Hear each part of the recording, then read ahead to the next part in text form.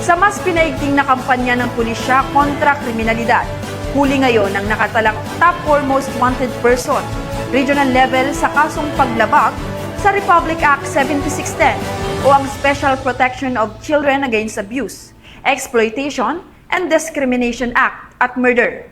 Patrolwoman Melba Langbis sa report.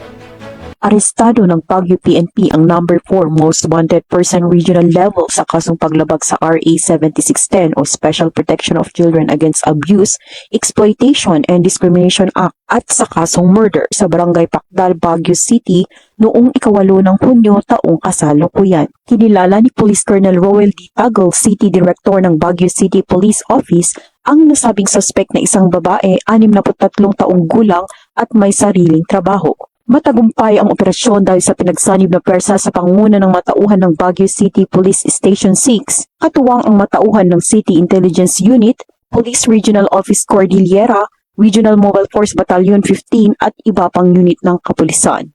Ang nasabing suspect ay naaresto sa bisa ng warrant of arrest sa kasong paglabag sa RA 7610 at sa kasong murder na inihain ni Judge Michael V. Francisco ng RTC Branch 6, Baguio City na walang inirekomendang piyansa.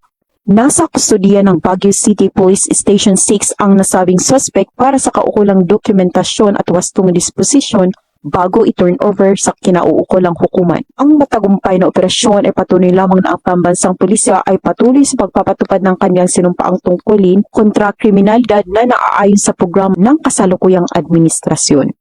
Mula dito sa Region Cordillera, ako ang inyong PNN correspondent, Patrolwoman Melba Langbis, alagad ng batas, taga-taguyod ng balitang pukas.